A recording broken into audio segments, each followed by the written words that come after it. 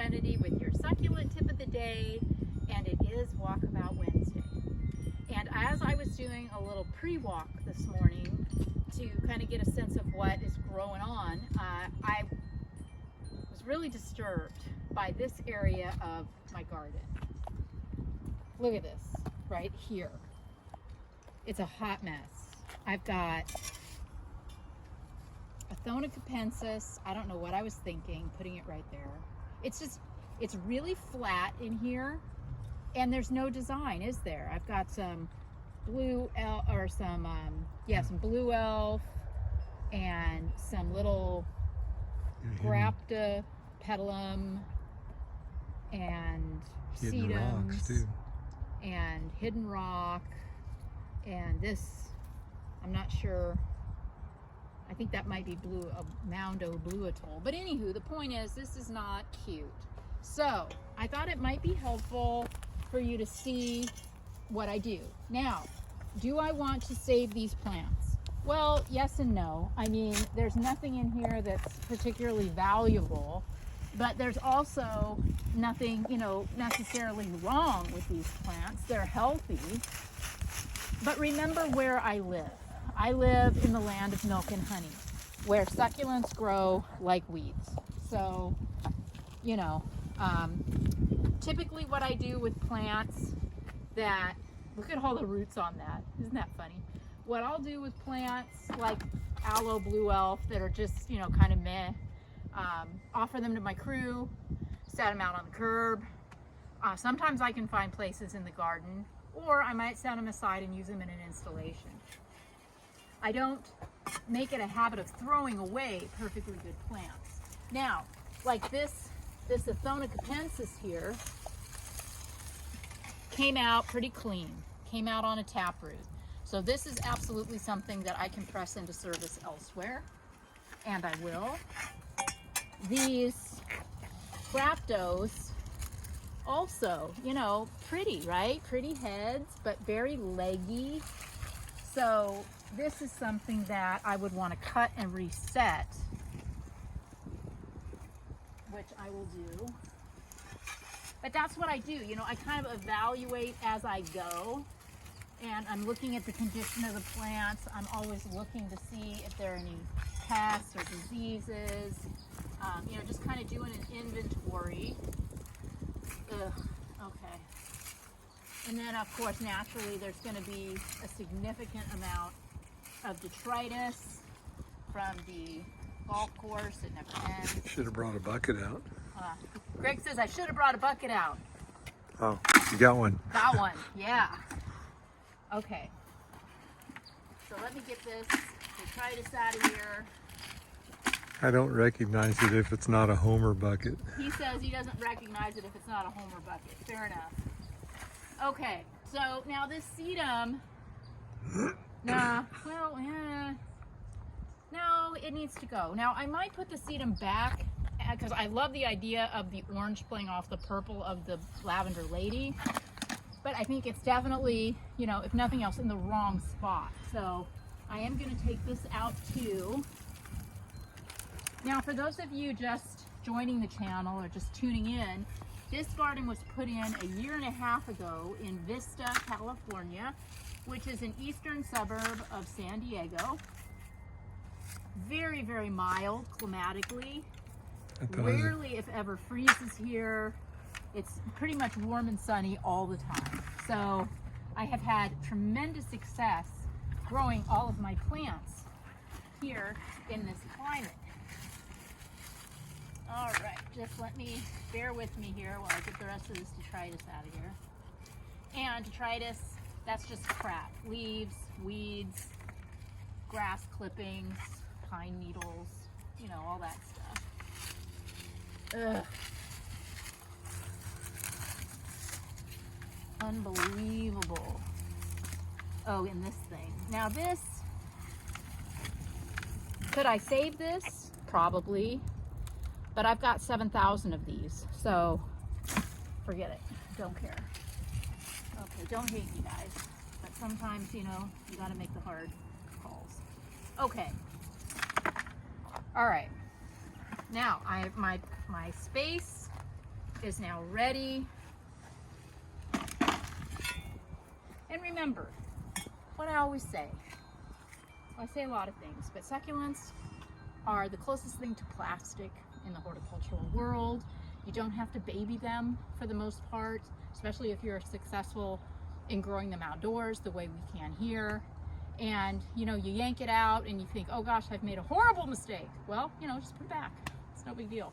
You're not planting redwoods. Okay, now I have a fairly significant lava boulder right here, which is right in the middle. Oh my gosh, whoa. Whoa, look at that, Greg. Yeah, it's sunk. That's huge. It's huge. Or maybe, well, no, it's pretty big. Okay, that is very exciting because you can never have as many rocks, but it's right in the middle of where I want to put my things. So I am also going to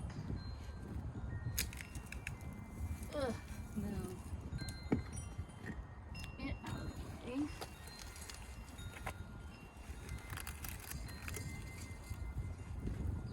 I got a pre-dug hole there, don't I? Okay.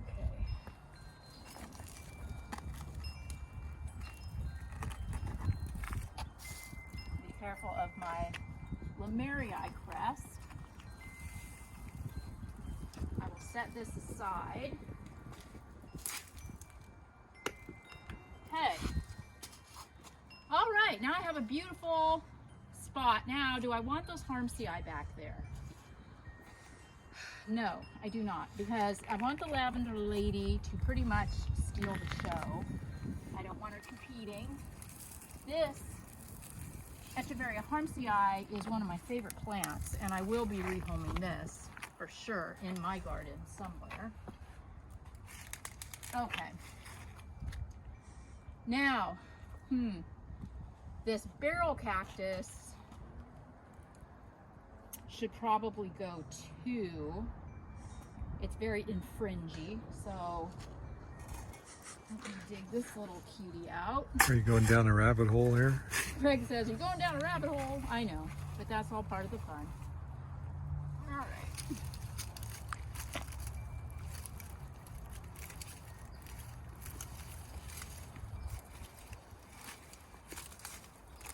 Okay. And like I said, you know, I can always put things back, reverse engineer it, but I think that's going to be, you know, especially thinking, you know, kind of long term, I would love it if I didn't have to move this lavender lady again. So, yeah, I want to give her plenty of room. I'm kind of new to most of the mangaves. I've been using the Jaguar for years. But a couple of years ago, they came out with some really interesting new introductions, and Lavender Lady was one of them. So I've only been working with this plant for a couple of years, and I don't think it's going to get a whole heck of a lot bigger than this, but who knows. If you have experience with Mangave Lavender Lady, and you've had some in your garden for more than 2 or 3 years, and if you've got 1 or 2 or 20 that are bigger than the one I'm digging out, please let me know in the comments what I can expect from this plant. This one, You got some pups on it too. yeah, I was just gonna say, this one pups. Not as voraciously as, say, the Jaguar, but it does pup. And there are some pups, which I will take off. These are very valuable. Little 3-gallon Lavender Lady runs almost $40. So, and these are really, really easy to propagate. So I will keep these pups and plant them up, grow those out. Oh, here's a bigger pup. It's like Christmas morning, look. That's a beauty. What a nice one. It's even complete with a few little roots, which is a bonus. Okay, her side. Now I'm really hoping that I can get this out without having to go behind. Going behind would be very difficult. Let's see here. Little pup.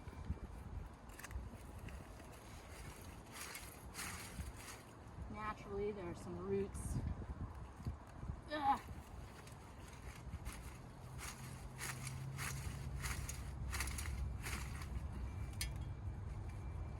Bear with me.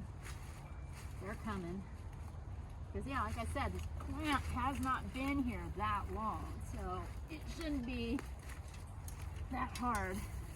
Why don't you clip it? Out. Take your clippers and clip the back root. Yeah. There we go. Okay. More now, pups. Here, look at all these babies. I am going to pup it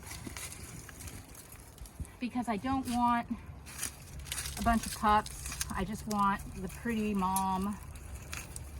Don't need all these babies. There's a few more over here. This is very exciting though. Clean it up a little bit. Remember, mangave is a cross between a manfreda and an agave. So many of them are a bit pokey. Not, you know, horrifically pokey, but pokey enough. Okay, now I have a couple of choices here. I can plant it as is with all of these roots intact, or I can trim the roots up. And typically I would trim the roots up because I'm too lazy to dig a hole this deep, but my hole's pretty much pre-dug since I took that boulder out. That being said, I still think it will really inspire this plant to grow if I just do a little haircut. We're just gonna trim. This will kind of stimulate the plant. So we'll just take a couple inches off of the roots. All right, now I'm gonna slop it in this hole and backfill, and you're gonna see what I was talking about.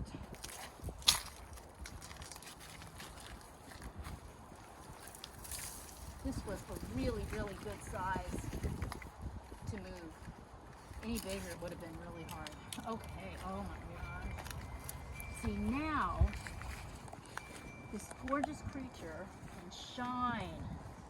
And when I come out and we do our Walkabout Wednesdays, we can follow her progress and admire her in all her glory instead of her being buried in between two other things.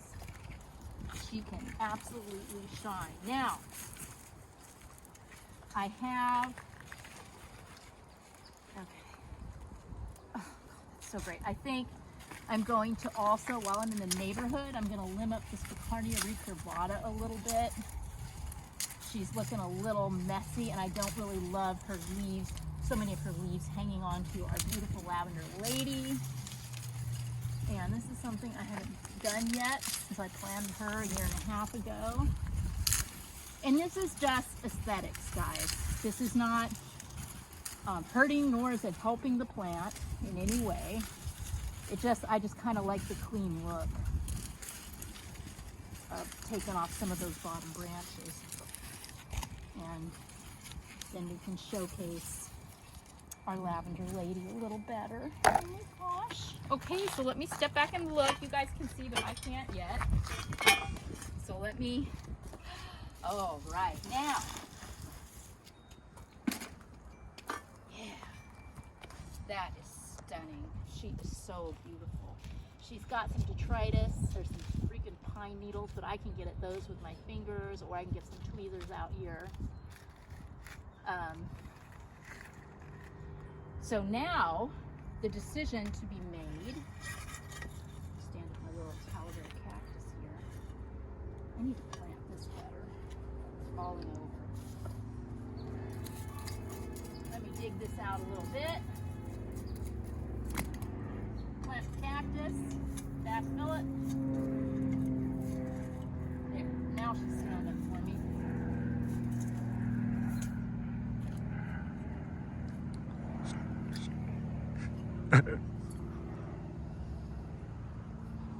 Okay, that might require a little more work.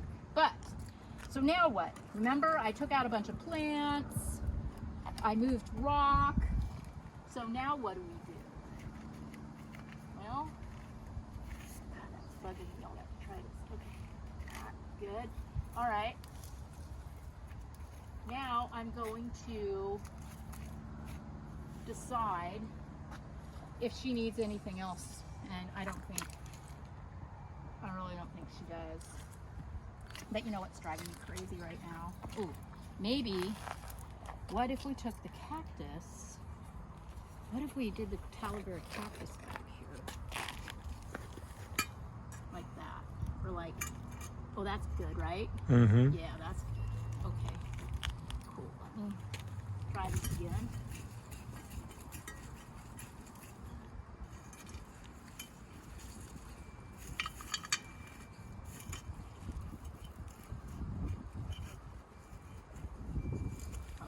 And then, yeah, that's another rock that's, I used these lava rocks to shore up this ponytail palm.